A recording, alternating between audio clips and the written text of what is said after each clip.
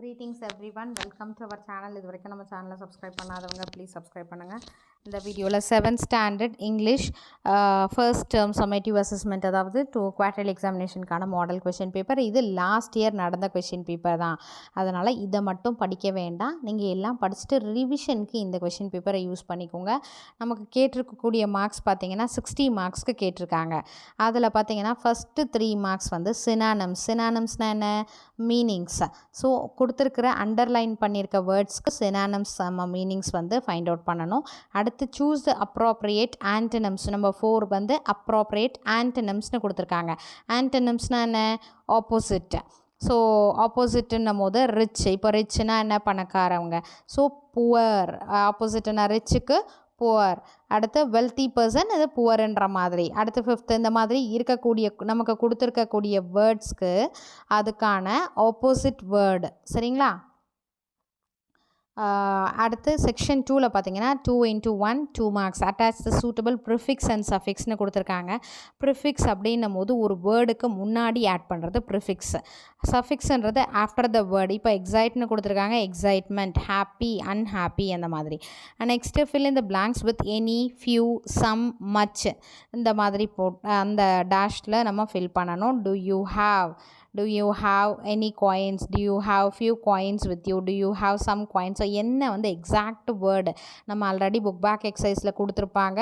அதை நீங்கள் தரோவாக பண்ணிட்டீங்கனாலே countable uncountable nouns எல்லாமே தரோவாக இருக்கணும். அடுத்து ரிலேஷன்ஷிப் டேர்ம் கொடுத்துருக்காங்க. கித் அண்ட் கின்னா என்ன, 4 fathers, இதுக்கான ஆன்சர்ஸ் எழுதுகிறோம். அடுத்து fill in the blanks with suitable preposition கொடுத்துருக்காங்க. 3 questions கொடுத்துருக்காங்க. 3 into 1 3 marks preposition. Then 11 பார்த்தீங்கன்னா fill in the blanks with suitable perfect tense. Perfect டென்ஸ்க்கு நீங்கள் ஃபில் பண்ணணும் அந்த சென்டென்ஸில். பார்ட் 2 செக்ஷன் 1 ப்ரோஸ்லேருந்து 2 மார்க்ஸ் கொஷின் கேட்டிருக்காங்க. எனி 4 கொஷின்ஸ் ஆன்சர் பண்ணணும். நமக்கு 6 கொஷின் கொடுத்துட்டு அதில் எனி 4 நமக்கு ஆன்சர் பண்ண சொல்லியிருக்காங்க. அடுத்தது அதோட அடுத்த பேராகிராஃப் கொஷினே answer the following in detail any 1 கொடுத்துருக்காங்க. அதுக்கு 4 மார்க் கொஷின்ஸ், அது 4 மார்க். நெக்ஸ்ட்டு செக்ஷன் 3 வந்து பொயட்ரி. போம்லேருந்து போம் லைன்ஸ் கொடுத்துருக்காங்க, பொயட்டிக் லைன்ஸு, அதிலேருந்து கொஷின்ஸு. இது ஈச் கொஸ்டின் கேரிஸ் 1 மார்க்கு. ஓகேங்களா? போம்லேருந்து appreciation question. After that read the following stanza and answer the questions given below 3 marks. இது வந்து கொடுத்துருக்க போம் லைன்ஸோட rhyming words, rhyming scheme, alliteration இதெல்லாம் எழுதணும். ரைமிங் வேர்ட்ஸ்னால் சேம் சவுண்டு தெரியும் இல்லையா? அடுத்து ஏஏபிபி அந்த மாதிரி ரைமிங் ஸ்கீமு. அலிட்ரேஷனாக same letter, starting with same லெட்டர்ன்றது அலிட்ரேஷன். அடுத்து 27 main thing memory poem. Memory போமில் 5 மார்க். மெமரி போம் நேம் எழுதுங்க. எந்த லைன்லேருந்து எந்த லைன் வரைக்கும் கேட்டிருக்காங்களோ அதில் வித் கரெக்டான பங்க்சுவேஷன் மார்க்ஸு எதுவுமே மிஸ் பண்ணக்கூடாது. ஃபினிஷிங் வந்து ஆத்தர் நேமோட ஃபினிஷ் பண்ணணும். அடுத்து செக்ஷன் 3 பார்த்தீங்கன்னா சப்ளிமெண்ட்ரியில் rearrange the jumbled sentences. So அந்த கண்டென்ட், சப்ளிமெண்ட்ரியோட கண்டென்ட்டை வச்சு நீங்கள் வந்து கரெக்டான ஆர்டர் எது ஃபர்ஸ்ட் வரும் எது செகண்ட் வரும்னு ஆர்டர் பண்ணி எழுதுறது தான். நெக்ஸ்ட் 29 பார்த்தீங்கன்னா read the following passage and answer the questions that follow. ஒரு பேசேஜ் கொடுத்துட்டு அதிலேருந்து கொஷின்ஸ் கேட்டிருக்காங்க. அந்த பேசேஜில் நீங்கள் இந்த கொஷின்ஸ்க்கான ஆன்சர் இருக்கும். ஃபஸ்ட்டு அந்த பேசேஜை படித்து அண்டர்ஸ்டாண்ட் பண்ணிவிட்டு அதுக்கப்புறமா இந்த கொஷின்ஸை ஆன்சர் பண்ண ஸ்டார்ட் பண்ணுங்கள். பார்ட் 4 பார்த்தீங்கன்னா லிட்ரரி ரைட்டிங். ஆன்சர் எனி 2 கொடுத்துருக்காங்க. Give instruction to your friend to reach your house from school. Mention some landmarks that your friend should look out for on his way. இது வந்து guiding, ஒரு வே வந்து guide பண்ணுறது.